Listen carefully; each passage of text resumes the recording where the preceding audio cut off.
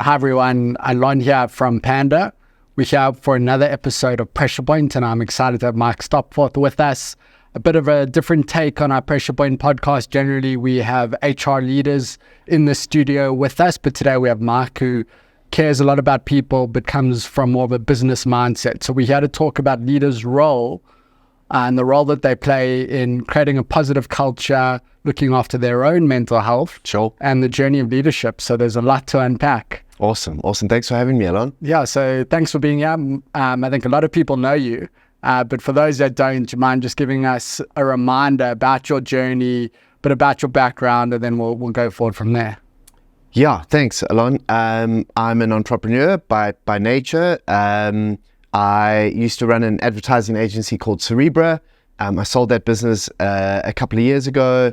I've been building another agency since. I also care quite a lot about education in the digital space. So I've got a business that does digital products around literacy and helping leaders understand emerging trends like AI and blockchain and cryptocurrency and all these weird and wonderful things.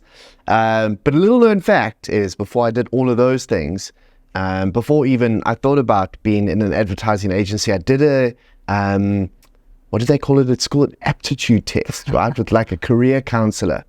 And that person said to me after that aptitude test, "You're a people's person, so you must do HR."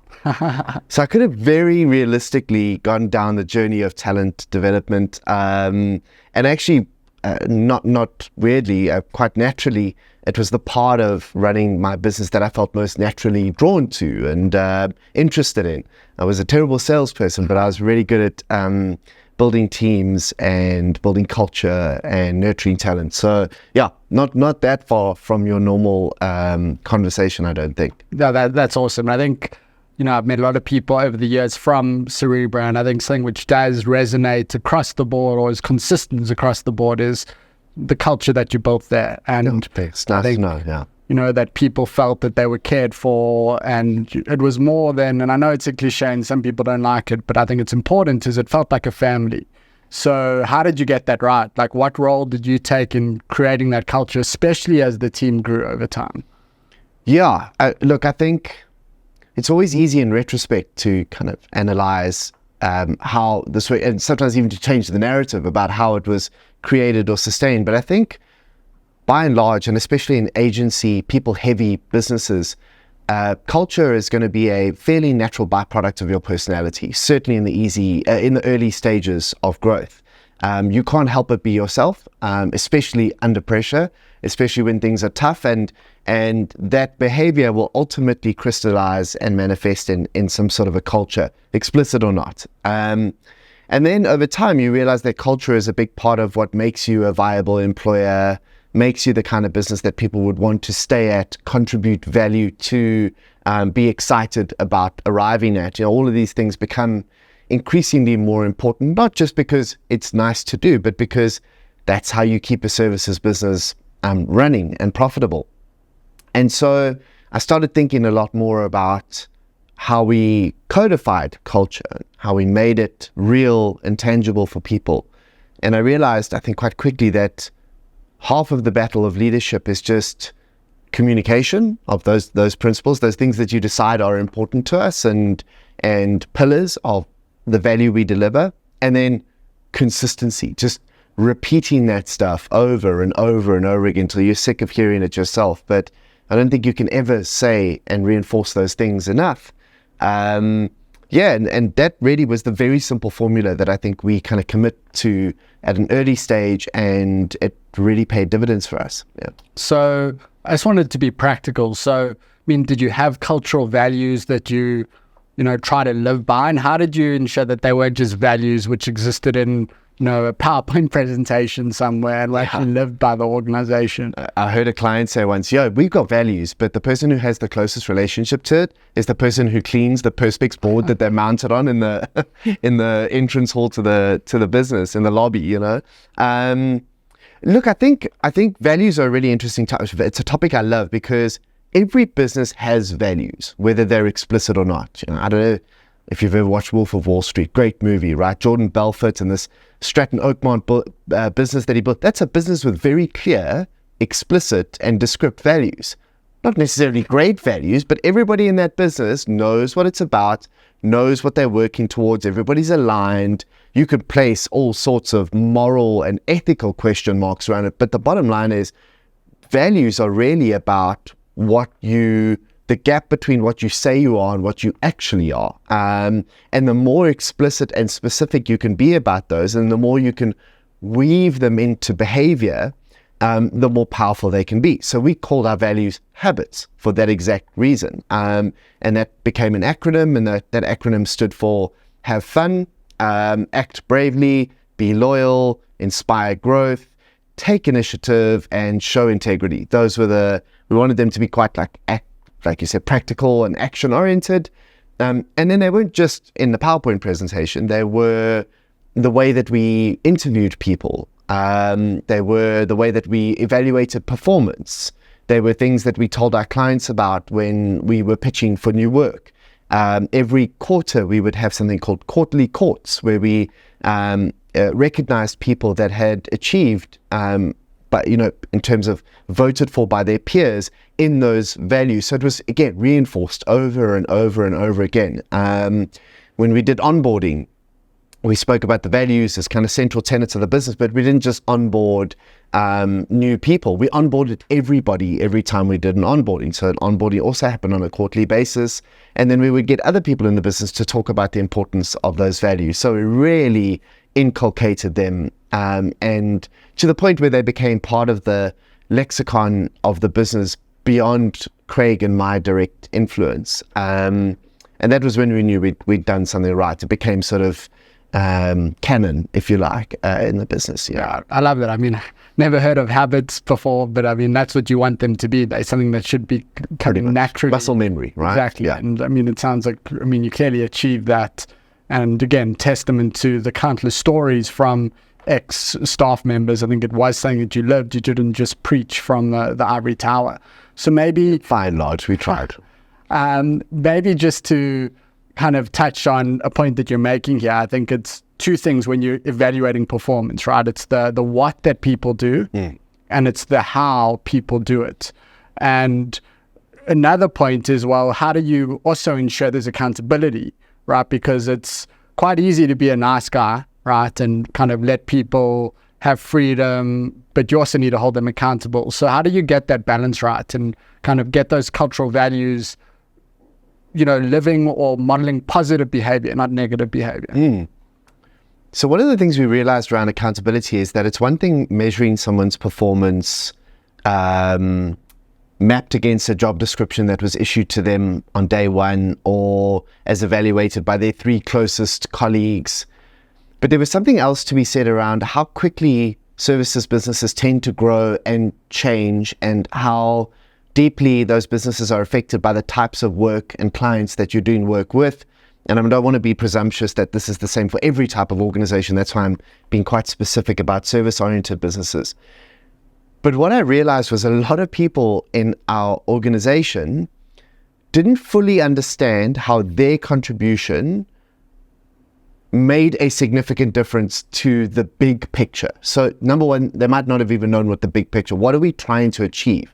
Well, what are we working towards? How do we even know that we're doing well as a business? Or are we just pushing all the time with absolutely no kind of goal in sight? So we were quite transparent about what we were hoping to achieve on quite hard metrics, right? On commercial metrics, on growth, on profitability, because then we were able to demonstrate to individuals that might have felt at times in the business that their work was inconsequential or hard to measure, that nothing was. No behavior, no decision, no action, no thought behind that action was going to be inconsequential. Everything sort of had an impact in some way on what we were trying to achieve. And it was on us to communicate that. Like, it's very difficult to expect people who maybe haven't had the level of exposure or experience that we'd been privileged enough to have in business up until that point. It's very difficult to expect those people to just kind of know that by osmosis. for most people entering the workforce, like it's a highly anxious transition time.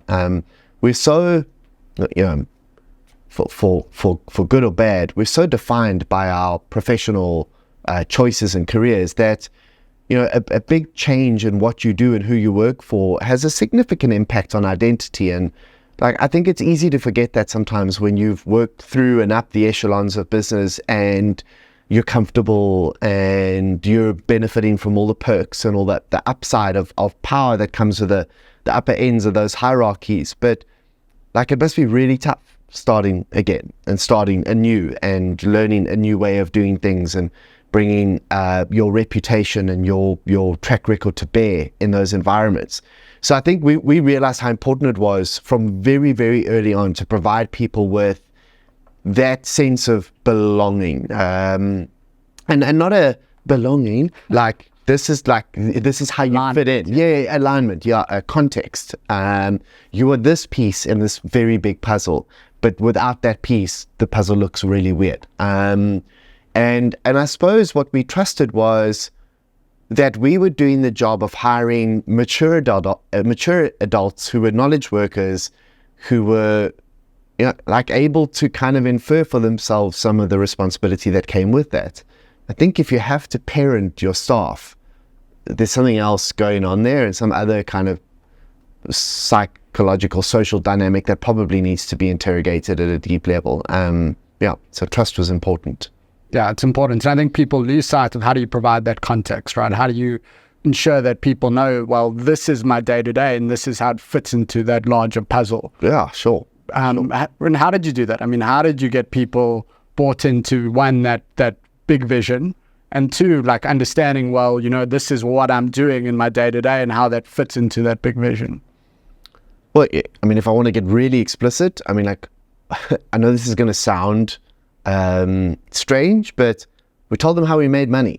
Like, this is our business model. This is exactly what we're doing. This is how we price things to customers. This is how what we pay you translates to what we charge customers. Transparent. All of those things. So just getting a good sense of the mechanics under the hood of the business. And that might have meant a level of vulnerability on our part, but if you really peel back the layers of service-based businesses, and especially the advertising, media, and communication industries, it's really difficult to build robust businesses that make decent money over time without manipulating staff or lying to customers. And I'm sad to say that a lot of businesses achieve at least kind of short to medium term success on one or two of those bases. But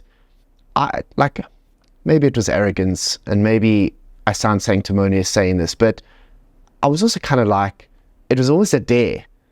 What if we could do this and like sleep at night? And I think by and large, barring one or two big wobbles and years where we weren't as profitable as we wanted to be, or people weren't as happy as we hoped they were, or they could be. We found a medium that was manageable in that regard. Yeah. And I think that once people understood that there was a correlation and a relationship between these things, we do well because we're fulfilled, not we do well at the expense of being fulfilled and happy. I think that's powerful. And I think it's, that foundation of trust. If you can be that vulnerable and that honest with employees, then they're going to trust you, right? And they're going to leave. Well, you have to back that up, I think, with action as well. But yeah, important. But I guess, how do you measure that? I mean, how are you measuring that you are getting things right from a culture perspective? I guess bottom line, revenue, easier, right? The metrics are there, the objective, they're measurable. But how would you measure? Like, are employees happy? Like as you said, there were times they were and there were times that they weren't. So how did you get a pulse for that? Yeah, great question. So there's an adage that says, if you want to find out what a company's really like, ask people who just left it. So one of the big things for us was tracking the careers and progress of people who'd left our business, and not like Big Brother, but getting a sense of how they were doing and if they were happy and healthy and well. And many of them went on to start amazing businesses that they ought to be very, very proud of today. Some that have started businesses that have done much better than Cerebra could have ever dreamed of doing. Many of them went on to client-side positions and did very well and have grown in their careers. And some even came back and did second and even third tenures at Cerebro, which was always cool to know that they would consider doing that. The other one is the anecdotal evidence of what people have said since, the notes that we get from time to time, the mentions that we get on the odd LinkedIn post. That is really encouraging, knowing that people do look back quite fondly in context of their broader careers and go, that was a time where, I was paid fairly for the work I did.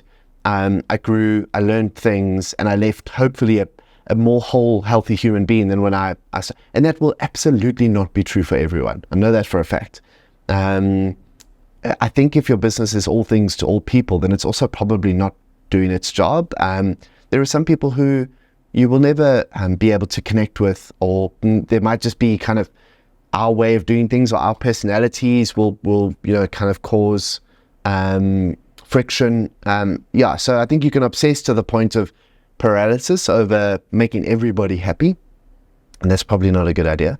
But yeah, I think we walked that tightrope carefully, and I think the results were there afterwards. But those are not all necessarily pure metrics, but they were good indicators. I think they're great indicators, and I think also an important admission, realization, right, around, it's not always right for everyone, right, and you can't aspire to be right for everyone. And I think knowing that as an employee, knowing that as an employer is also important, and being able to have honest conversations both ways, because there's trust around, well, this is or isn't working, is also important, and part of being a leader and having those uncomfortable conversations.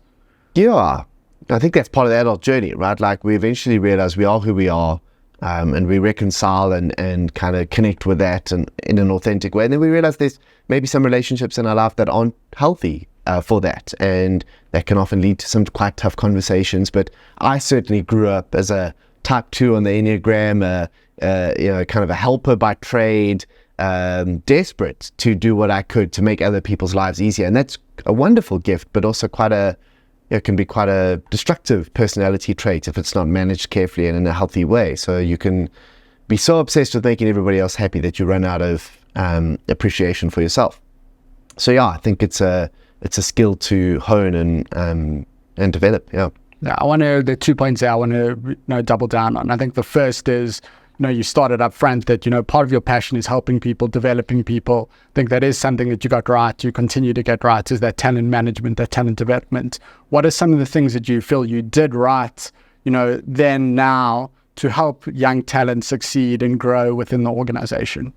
Yeah, I think we realized very quickly, my partner and I, that the generation that we grew up in is substantially different to the world, generation, circumstances, reality that young people are growing up into today. And there are things that might have been important to us at their age that aren't important to them, and vice versa.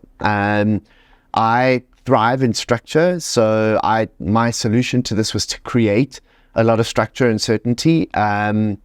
So one of the models that we made, again, I'm going to use the word canonical in Cerebro, was something that we called the talent matrix, or an HR matrix.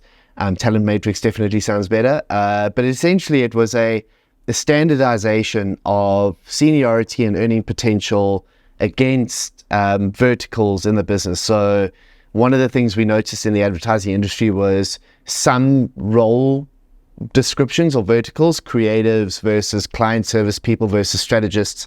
Some of those pillars were rewarded for no apparent reason more than others.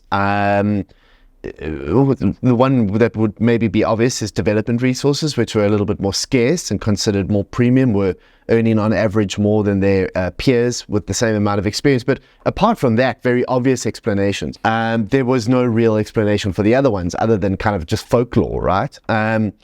So building this model enabled us to create a fairly structured career path for everybody in the organization. We were able to say that if you want to progress and if you're ambitious, there's a very clear way to do that. There's a very clear way to move from client service into community management, or creative into strategy, or any of those parallels. There There are things that we expect everybody in this tier to know, understand. Now, this is certainly not a new idea. I mean, a business like Procter & Gamble or Deloitte will have very established salary tiers and progression models, and those are great. They can also become debilitatingly dogmatic. So we wanted to avoid that. So we also use this framework and this model to kind of fuel the way we thought about connecting people socially in the business. So instead of saying all the creatives are going out for lunch, we would go, okay, all the mids are going out for lunch, and there would be a lot of kind of collaboration and cross silo connection as a result of that. So yeah, in an industry where sometimes that stuff is neglected, I think, and a little bit more reactive, we try to be super proactive. And to answer your question, I think young aspirant people who had a real expectation of career progression and growth could see very clearly and very explicitly how to do that and how to achieve that. And so conversations around growth and earning potential and incentives, there was always a non-emotional objective, but this is how we agreed we were going to do this together, and we can have a sensible discussion that doesn't feel like a character assassination, because this is what we're all doing. We're all on this board together. And that helped a lot. Because otherwise I think, a lot of these conversations can be lost in translation between generational perspectives. Yeah. So that was one of them. Yeah. But I think that's awesome. I think it goes back to a theme around transparency.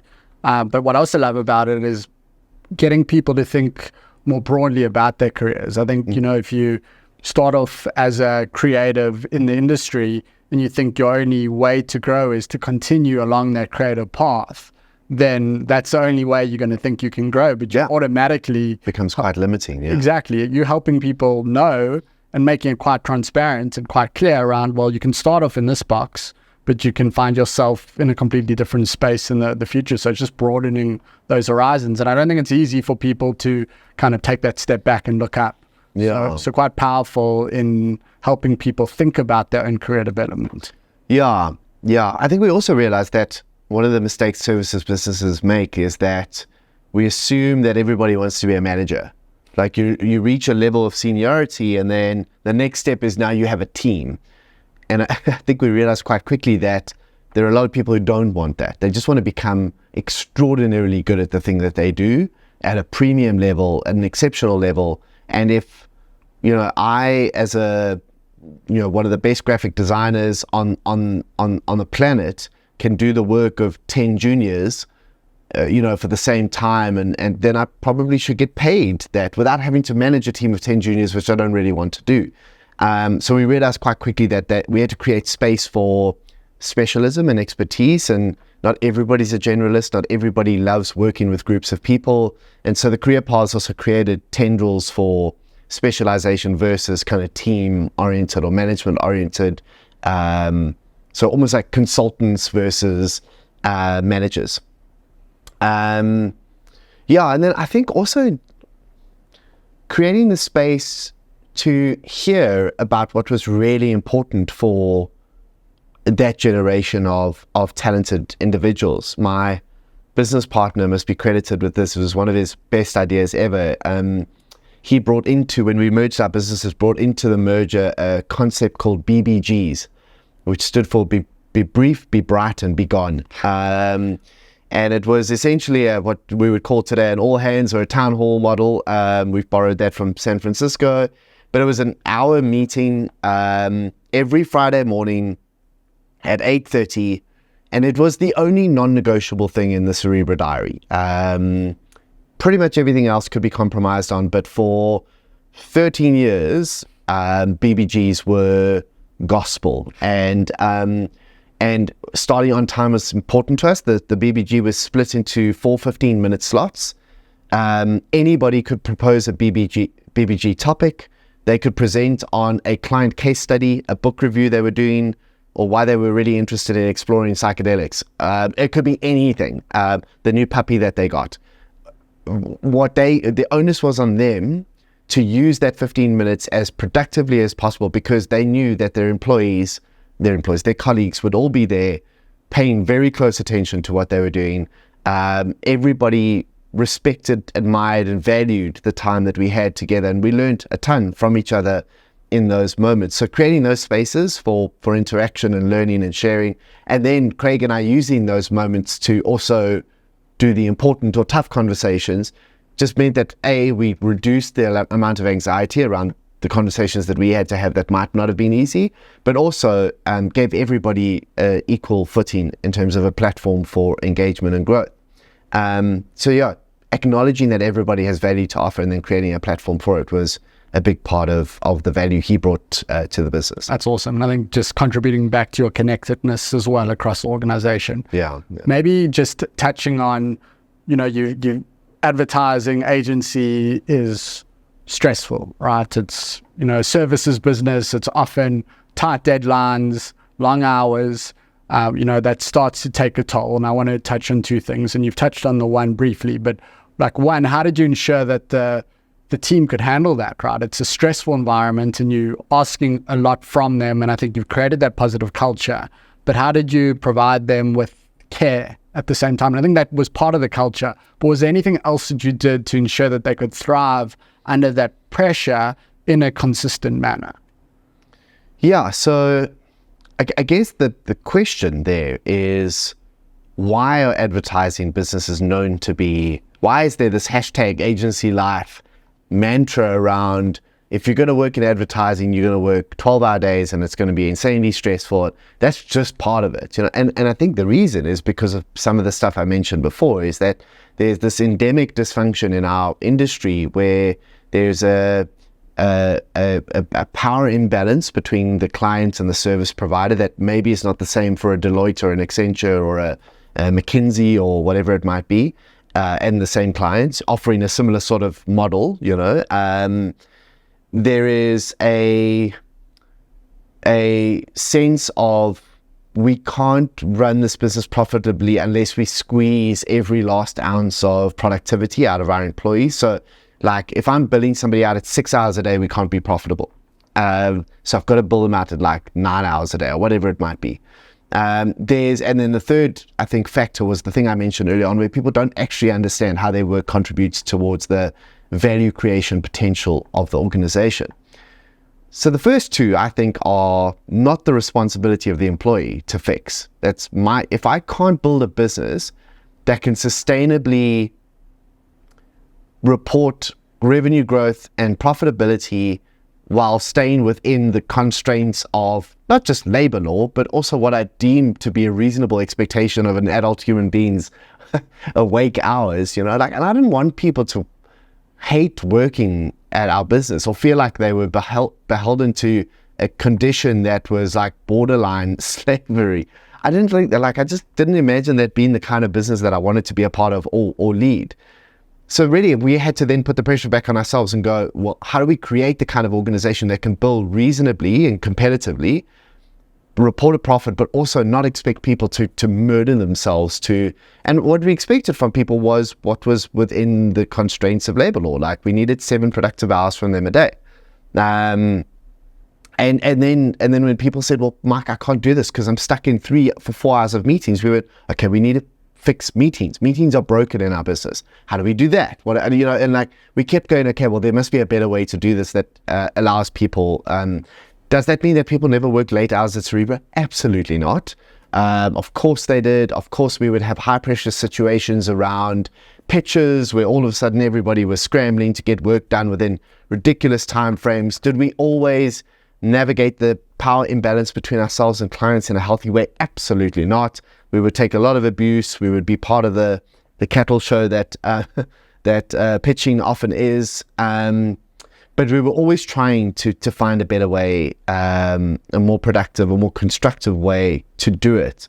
I'd like to believe that most people that worked with us were able to live productive, engaging, busy lives in Cerebra, but also normal lives at home, and didn't feel like they had to compromise on one or the other to do so. But yeah, I suppose you'd have to ask them if that was absolutely true. But yeah, my challenge to people who say, it's impossible to run an agency under those circumstances is why? Like, why is it impossible? What conditions make it impossible? And if it's like everybody undercuts everybody else to win pitches, I still have a response to that. I go, well, maybe you need to be more specialist in what you do, or be a deeper a specialist in a specific vertical, so that there's less competition in that space. But there's always an answer.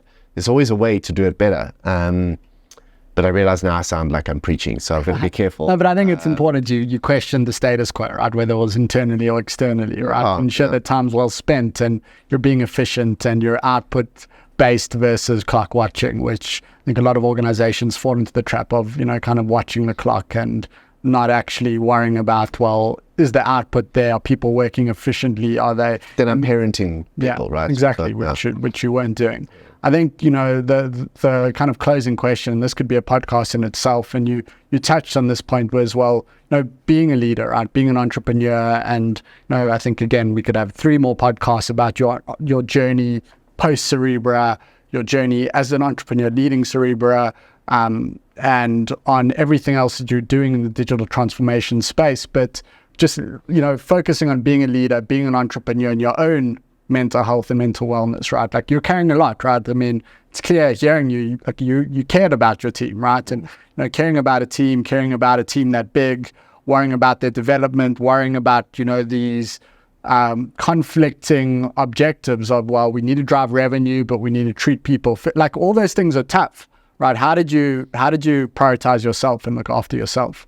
Yes, I don't know that I did. I think that was something that I had to learn or do some work around afterwards. I think I worried way too much about being liked, and my ego definitely dominated the early part of my Cerebra journey. And as I got a little older and a little wiser and probably a little more cynical, I also realized that I was wrong about a lot of things that I assumed to be true, or had learned to be true.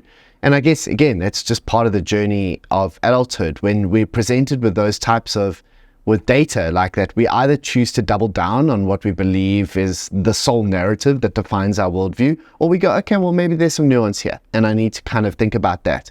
So I think if my post-Cerebra journey has been definitely more around doing some of that work, what is my identity and value in the world if Cerebra is not in that equation? And hopefully I've done some productive work in that regard.